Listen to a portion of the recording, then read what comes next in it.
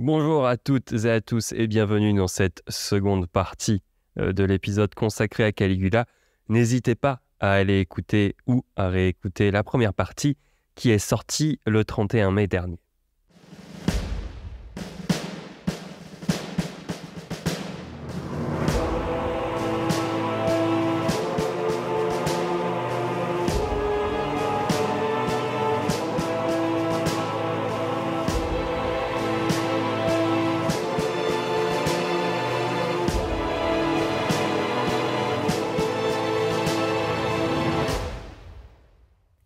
Avant de commencer cette analyse, je voudrais revenir sur ce que j'ai dit en introduction de la première partie. Je suis allé un peu vite en besogne en affirmant que Suétone était un sénateur. De rang équestre et secrétaire d'Adrien, il avait accès aux archives du Sénat. C'est pourquoi Pierre Renucci le qualifie d'écrivain sénatorial, mais il n'est pas sénateur.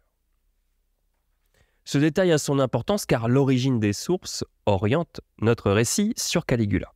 Si j'ai insisté sur les sources sénatoriales, c'est parce que nous devons nous poser une question. Qui décide de ce qu'est un bon empereur ou un mauvais empereur ? Les sources, car elles sont l'ultime témoignage de cette période, mais c'est avant tout le Sénat qui rend le jugement. Il y avait en fait un compromis au début du Principat entre le prince et le Sénat, vestige de la République. Celui qui engageait le prince dans une mascarade et a sauvé les apparences républicaines du régime. Dans l'idéal, le Sénat se déchargeait de nombreuses responsabilités contre l'assurance de sauvegarder la République. C'était un jeu d'équilibriste qu'avait engagé Auguste, mais c'était aussi ce qui avait coûté à Tibère sa renommée. En première lecture, nous pouvons donc nous dire que ce n'est pas le règne de Caligula qui était monstrueux, mais c'est son souvenir. C'est donc à l'historien de comprendre pourquoi ce souvenir est si amer. En somme, c'est le Sénat et l'histoire qui pendant longtemps n'a connu que les sources de l'Assemblée, qui ont décidé de ce qu'était un bon empereur et de ce qui ne l'était pas. Nous aurons l'occasion d'en reparler dans les prochains épisodes, chaque empereur faisant l'objet de ce jugement. Cependant, commençons par une source qui n'est pas sénatoriale, mais qui a servi à alimenter les récits des sénateurs ou de ceux qui utilisaient les archives du Sénat. Sénèque, qui a vécu le règne de l'intérieur, puisqu'il était à la cour de Caligula. Sénèque nous dit: lorsqu'il eut perdu sa sœur Drusilla, Caius César, cet homme aussi incapable de s'affliger que de se réjouir en prince, se déroba à la vue et au commerce de ses concitoyens. Il évita d'assister aux funérailles de sa sœur, de s'acquitter de ses devoirs suprêmes envers elle, et retiré dans sa maison d'Albe, ce fut aux jeux de dés et à d'autres occupations du même ordre qu'il demanda de lui adoucir cette perte prématurée. Car le dérèglement de son esprit était le choc de la mauvaise fortune que lorsqu'un excès de prospérité le gonflait d'un orgueil surhumain, qui savoure, dans les maux d'autrui, la consolation la plus inhumaine. Pour Sénèque, Caligula est fou de douleur peut-être, mais il pense aussi que son esprit n'était de toute façon pas taillé pour supporter quoi que ce soit de positif ou de négatif. Chose qui ne convient pas évidemment à ce philosophe stoïcien. Sénèque, c'est la seule source contemporaine du règne de Caligula. Si l'on compte cette source et les archives du Sénat, qui ont servi à des auteurs comme Cassius Dion et Suétone bien plus tard, nous avons finalement une idée assez orientée du règne de Caligula. Mais ces sources, bien que sénatoriales, nous permettent de voir un peu plus loin, de comprendre que le peuple était attaché à Caligula. Flavius Joseph, qui n'est pas un sénateur, qui est un juif, qui écrit en priorité l'histoire des Juifs, et qui parle de Caligula, puisque Caligula a eu une histoire avec le peuple juif, nous raconte que la foule était attachée à Caligula. Et il nous dit à propos de la nouvelle de la mort du prince que d'autres ne voulaient pas la croire, parce qu'ils ne souhaitaient pas qu'elle fût vraie, et qu'ils ne pouvaient s'imaginer que l'on ose tenter et encore moins exécuter une action aussi audacieuse. C'étaient les soldats, les femmes, les jeunes gens et les esclaves. Des soldats parce que, outre leur solde, ils prenaient part à la tyrannie et au pillage de cet odieux empereur. Des femmes et des jeunes parce qu'ils prenaient plaisir aux différents spectacles. Et des esclaves à cause de la liberté qu'il leur donnait non seulement de mépriser, mais aussi d'accuser faussement leur maître sans crainte d'être punis. Le discours est quasiment aussi cruel envers Caligula qu'envers ses soutiens. Mais d'après ce que l'on sait du règne de Caligula, on a de bonnes raisons de penser que le peuple était acquis à sa cause. Pas seulement parce qu'il était généreux envers eux, mais aussi parce que tuer l'empereur, c'était un acte grave et inimaginable. Nous allons d'ailleurs voir dans quelques instants que les conjurés, comme pour l'assassinat de Jules César, et même moins encore, n'avaient pas de plan pour l'avenir, et que la dynastie des Julio-Claudiens a survécu, en partie grâce au soutien des soldats pour Caligula, et aussi pour la gravité de l'événement. Aussi, le thème central de la folie de Caligula, c'est sa maladie, et on a beaucoup écrit sur cette maladie. Certains de nos contemporains même ont tenté un diagnostic, d'après le témoignage des sources. C'est-à-dire que les sources ne manquent pas de mots pour décrire la maladie du prince. Il y a deux aspects à prendre en compte, la soudaineté de la maladie qui vient renverser un règne prometteur, et l'excuse que cela donne aux sources et à nous-mêmes pour dédouaner la responsabilité collective d'une œuvre aussi sinistre que le règne de Caligula. Personne n'y échappe. Quand un monstre, car c'est le terme employé par les sources, arrive au pouvoir et laisse aller sa cruauté, on ne veut pas croire que c'est le système et l'être humain qui est naturellement défaillant. On préfère croire volontiers que c'est une exception, que seule la folie et non la nature humaine peuvent aboutir à ce résultat. Les sources font deux choses, en fait. Soit elles font le récit d'une maladie soudaine qui entraîne toutes les conséquences que nous savons, soit elles se persuadent que Caligula a caché son jeu et que sa maladie et la perte de sa sœur n'ont fait que révéler au grand jour la personnalité de Caius. Écoutons ce que Suétone a à nous dire. Caligula avait la taille haute, le teint livide, le corps mal proportionné, le cou et les jambes tout à fait grêles, les yeux enfoncés et les tempes creuses, le front large et mal conformé, les cheveux rares, le sommet de la tête chauve, le reste du corps velu. Quant à son visage, naturellement affreux et repoussant, il s'efforçait de le rendre plus horrible encore. En fait, les anciens font coïncider son physique disgracieux avec sa maladie, comme un signe extérieur de sa folie qui devrait permettre de repérer ses personnages. Suétone n'en reste pas là, il nous éclaire sur sa pathologie. Sujet à des attaques d'épilepsie durant son enfance, il était une fois adolescent assez résistant à la fatigue, mais quelquefois, pris de défaillance, il pouvait à peine marcher. On croit que sa femme, Caesonia, lui fit prendre un philtre et que celui-ci le rendit fou. Il souffrait particulièrement d'insomnie et ne dormait pas plus de 3 heures par nuit. Ça, c'est pour le pré-diagnostic, car il parle de ce qui est déjà problématique en soi chez Caligula. On peut voir aussi le goût prononcé de Suétone pour les ragots. Par exemple, rien ne prouve à Suétone que la femme de Caligula lui a donné un philtre, et il l'admet, mais par souci du détail peut-être, il nous le livre pour la postérité. Merci Suétone.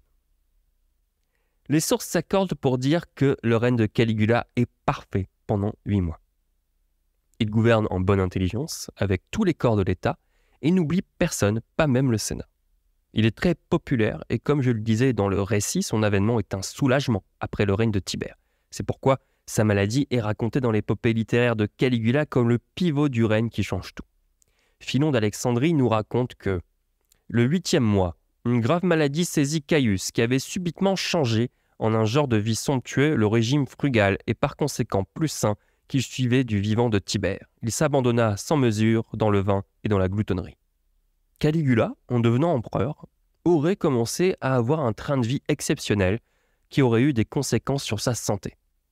Si l'on fait le lien avec l'épilepsie et l'alcoolisme mondain qu'il semble vivre, on se doute que ça ne fait pas bon ménage. Philon poursuit plus loin.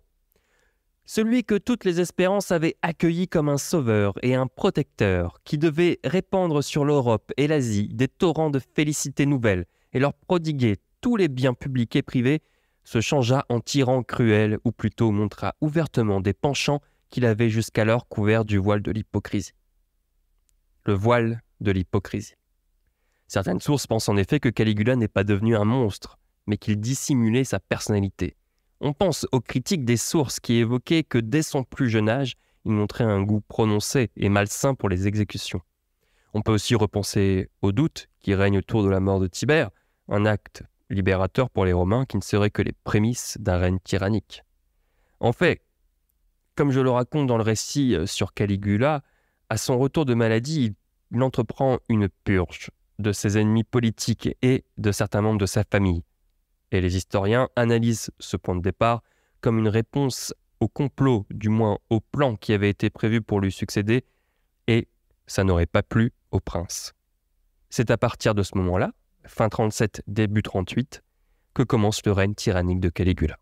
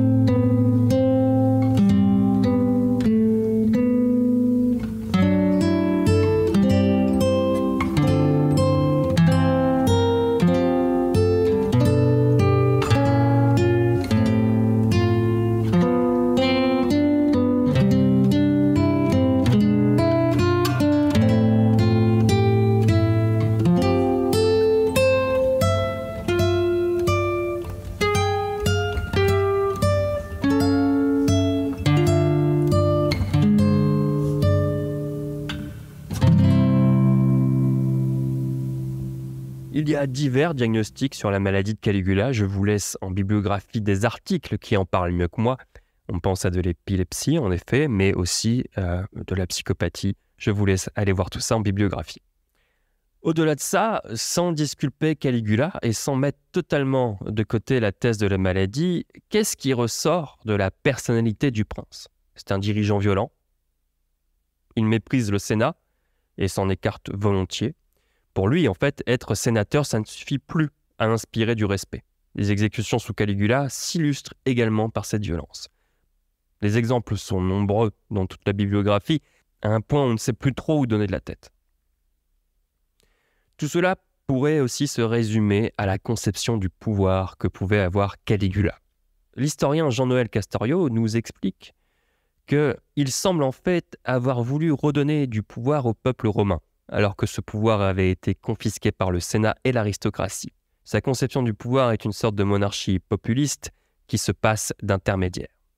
En fait, je pense que la pure folie de Caligula, c'est qu'il a joué le jeu des institutions et des pouvoirs qu'on lui avait donnés. Depuis Auguste, c'était une comédie. Tout le monde se targuait de vivre dans une république, celle d'avant César et des guerres civiles, alors que ce n'est plus le cas. Caius, il tranche avec cette pudeur du régime et pousse tous les curseurs à fond. On se rapproche dans cette vision du Caligula décrit dans la pièce de Camus. Caius est empereur, on ne peut rien lui interdire, on ne peut rien lui refuser. Il a le droit de vie et de mort sur chacun et sa cible prioritaire, c'est le Sénat. Bonjour, Caius. Bonjour, Hélicon. Tu sembles fatigué. J'ai beaucoup marché. Oui, ton absence a duré longtemps. C'était difficile à trouver. Quoi donc? Ce que je voulais. Et que voulais-tu? La lune. Quoi? Oui, je voulais la lune. Ah. Et pourquoi faire? Eh bien, c'est une des choses que je n'ai pas. Bien sûr. Et maintenant, tout est arrangé? Non, je n'ai pas pu la voir. C'est ennuyeux. Oui, c'est pour cela que je suis fatigué. Hélicon. Oui, Caius? Tu penses que je suis fou? Tu sais bien que je ne pense jamais. Oui, enfin, mais je ne suis pas fou. Et même, je n'ai jamais été aussi raisonnable. Simplement, je me suis senti tout d'un coup un besoin d'impossible. Les choses telles qu'elles sont ne me semblent pas satisfaisantes. C'est une opinion assez répandue. Il est vrai, mais je ne le savais pas auparavant, maintenant je sais. Ce monde tel qu'il est fait n'est pas supportable. J'ai donc besoin de la lune ou du bonheur, ou de l'immortalité, de quelque chose qui soit dément peut-être, mais qui ne soit pas de ce monde. C'est un raisonnement qui se tient, mais en général, on ne peut pas le tenir jusqu'au bout. Tu n'en sais rien. C'est parce qu'on ne le tient jamais jusqu'au bout que rien n'est obtenu. Mais il suffit peut-être de rester logique jusqu'à la fin. Je sais aussi ce que tu penses. Que l'histoire pour la mort d'une femme, mais ce n'est pas cela. Je crois me souvenir, il est vrai qu'il y a quelques jours, une femme que j'aimais est morte, mais qu'est-ce que l'amour, peu de choses. Cette mort n'est rien, je te le jure. Elle est seulement le signe d'une vérité qui me rend la lune nécessaire. C'est une vérité toute simple et toute claire, un peu bête, mais difficile à découvrir et lourde à porter. Et qu'est-ce donc que cette vérité? Les hommes meurent et ils ne sont pas heureux. Oh, long, Caius. C'est une vérité dont on s'arrange très bien. Regarde autour de toi. Ce n'est pas cela qui les empêche de déjeuner. Alors c'est que tout autour de moi est mensonge, et moi je veux qu'on vive dans la vérité. Et justement, j'ai les moyens de les faire vivre dans la vérité, car je sais ce qui leur manque, et les cons. Ils sont privés de la connaissance, et il leur manque un professeur qui sache ce dont ils parlent. Ne t'offense pas, Caius, de ce que je vais te dire, mais tu devrais te reposer. Ce n'est pas possible, les cons. Ça ne sera plus jamais possible. Et pourquoi donc? Si je dors, qui me donnera la lune? Cela est vrai. Écoutez les cons, j'entends des pas et des bruits de voix. Garde le silence et oublie que tu viens de me voir. J'ai compris. Et s'il te plaît, aide-moi désormais. Je n'ai pas de raison de ne pas le faire, Caius. Mais je sais peu de choses, et peu de choses m'intéressent. À quoi donc puis-je t'aider? À l'impossible. Je ferai pour le mieux. L'extrait que vous venez d'entendre est issu de la pièce d'Albert Camus, Caligula, acte 1, scène 4. Au sujet de son assassinat maintenant, il faut bien considérer l'origine du complot. C'est un complot militaire. Cette fois, c'est l'armée, plus précisément les prétoriens qui passent à l'acte. Déjà, le simple fait indubitable que Caligula ait été assassiné, peu importe si l'on considère qu'il était fou ou non, démontre que Caius avait fait l'unanimité contre lui. Et en quelque sorte, il ne démérite pas son statut de mauvais empereur. S'il était juste victime de diffamation, il serait mort peut-être dans d'autres circonstances. Auguste et Tibère avaient aussi dû faire face à des conspirations. Mais ils s'en étaient sortis car ils avaient réussi à les démasquer. Cette fois, l'ambiance a changé. Les sources nous racontent que le complot s'est ébruité, mais que les conjurés ont été protégés, notamment dans les dernières heures précédant l'assassinat. Ensuite, nous pouvons nous demander pourquoi l'origine du complot est militaire. Le protagoniste principal, Chéréa, était tribun du prétoire, au sein de la garde prétorienne, la garde impériale. Dans cette unité, le tribun est le deuxième échelon, juste en dessous des préfets, et il dirige des cohortes. Cette garde impériale a la particularité d'être une armée de citoyens, comme aux origines de Rome. Les préfets et les tribuns étaient la fine fleur de l'armée romaine. Ils avaient pour mission de protéger l'empereur, mais aussi l'État, Rome et les citoyens. Caligula s'est distingué, encore une fois, par son manque de respect envers tous les ordres de la cité. On sait qu'il était particulièrement irrévérencieux avec les sénateurs, mais l'histoire nous montre qu'il le fut aussi avec l'armée. Chéréa, comme son complice Sabinius, avait subi plusieurs humiliations. J'avais cité Suétone dans mon récit pour l'illustrer. Chéréa a eu à sa charge des missions qu'il a sans doute jugées indignes de son rang, voire en contradiction avec sa mission. Par exemple, Caligula l'avait envoyé faire du recouvrement de dettes, ce qui est une basse besogne pour un soldat d'élite. Caligula l'avait aussi forcé à torturer une femme romaine, ce qui est contraire au principe de la garde. Et à chaque mission, il n'avait que pour remerciement une humiliation publique. On pourrait se dire que c'est une chose facile et sans risque d'humilier un sénateur, mais que c'en est une autre d'humilier un militaire de profession. Il y a aussi la question de la place de l'armée dans la politique romaine. Si l'armée peut faire des empereurs, c'est ce qui s'est passé quand il s'est fait proclamer impérator à Misène, l'armée peut aussi défaire. Et c'est ce qui s'est passé. Même si cet assassinat a profité à l'armée bien plus qu'au Sénat, elle n'a pas profité aux conjurés. Comme pour l'assassinat de César, tout le monde est pris de court, il n'y a pas de projet. Alors oui, la mort de Caligula doit restaurer une certaine liberté, mais à qui profite cette liberté? Dans les instants qui ont suivi la mort du prince, c'est la garde des Germains, cette fois, qui prend le relais de la garde prétorienne pour restaurer l'ordre. C'est un autre corps d'armée, cette fois-ci composé de mercenaires et dont la loyauté, nous disent les sources, fut sans faille. Les soldats de cette garde répliquent très vite et le bain de sang est évité de justesse. Il faut aussi comprendre que tous les prétoriens ne sont pas nécessairement dans le coup. Alors que la famille de Caligula se fait assassiner, C'est à contre-courant que l'un des prétoriens qui n'était pas dans le complot tombe sur Claude, l'oncle de Caligula, qui était caché. Ce garde l'appelle immédiatement Imperator et le met en sécurité dans une caserne. Dans la foulée, le Sénat se réunit dans le temple de Jupiter et certains tentent de reprendre la main. Mais l'évidence d'un empereur est dans les esprits de tous. La force de l'armée qui proclame Claude empereur fait définitivement perdre la main au Sénat. Cet épisode nous montre que le changement de régime est maintenant effectif. Alors que le Sénat avait pour la première fois depuis Auguste une occasion de mettre fin au Principat, force est de constater que les choses ont bien changé depuis César. Cependant, les prétoriens Chéréa et Sabinus n'avaient pas l'intention d'abolir le Principat, simplement de changer d'empereur dans le meilleur des cas. Et ça ne s'est pas bien passé pour eux non plus. En fait, l'empereur est sacro-saint. La cité a engagé sa responsabilité vis-à-vis des dieux, en faisant le vœu que Caligula règne. L'assassinat est un acte grave qui risque de mettre à mal la Pax Deorum, la paix des dieux. Le contrat entre Rome et les dieux est brisé. Pour mieux comprendre cet aspect, je vous encourage à réécouter les premiers épisodes de Caput Mundi, notamment celui sur Numa Pompilius. De plus, l'avènement d'un nouvel empereur ne peut pas laisser de place à des traîtres. Sabinus se donne la mort, et Chéréa et les autres prétoriens complices sont exécutés 2 jours après la mort du prince.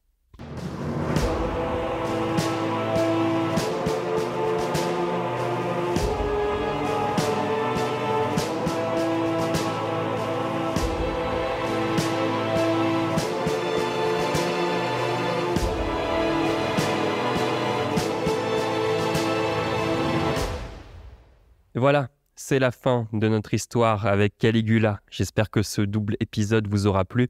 N'hésitez pas à commenter, à vous abonner au podcast, laisser une note et à le partager autour de vous. Vous pouvez également me suivre sur les réseaux sociaux, Instagram, Facebook et Twitter pour avoir du contenu bonus. Et n'hésitez pas à consulter le site internet pour la bibliographie et le dossier complémentaire.